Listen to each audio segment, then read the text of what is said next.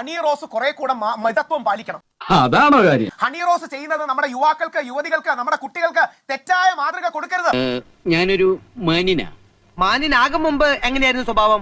Third rate സംസാരമാണ് സംസാരിക്കുന്നത്. ചാലയിൽ രാത്രി വ്യഭിചരിക്കാൻ നിൽക്കുന്ന സ്ത്രീകളുടെ ഭാഷയാണ് അവർ എടുക്കുന്നത്. ജീവിക്കാൻ വേണ്ടി ശരീരം വെക്കുന്ന ആ സ്ത്രീകളെ പോലും കമ്പയർ ചെയ്യാൻ പറ്റില്ല. മലയാളി ഹൗസിൽ പോയി ഈ പറയുന്ന കാര്യങ്ങളൊക്കെ കാണിച്ച രാഹുൽ ഈശ്വറിന് എന്ത് ധാർമ്മികതയുണ്ട് ഇവിടെ ഇതിനെതിരെ സംസാരിക്കുവാൻ? നീ ഇപ്പൊ ചോദിച്ചതേ ഒരു ആദ്യം ഊള ആൻസറാ.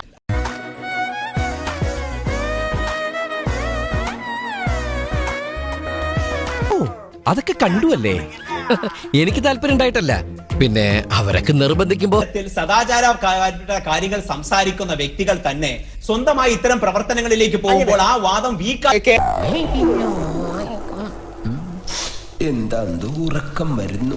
കേരളത്തിന്റെ പരിപ്രേക്ഷ്യത്തിൽ നിന്ന് അധികമായി പോയി എന്ന് പറഞ്ഞാൽ നോർത്ത് ഇന്ത്യൻ പരിപ്രേക്ഷ്യത്തിൽ എടുത്തതാണ്. അങ്ങനെ കേരള ലെവലിൽ ചിന്തിച്ചാ പോരാ, കേന്ദ്ര ലെവലിൽ ചിന്തിക്കണം. പറ്റുമോ? പലതും വെളിയിൽ വന്നിട്ട് ഞങ്ങൾ അറിഞ്ഞുള്ളൂ കാര്യം. അല്ല, പക്ഷെ വെളിയിൽ വന്നിട്ടേ അറിഞ്ഞുള്ളൂ എന്ന് പറഞ്ഞാൽ അറിയാതിരുന്നാൽ എന്തും ചെയ്യാം.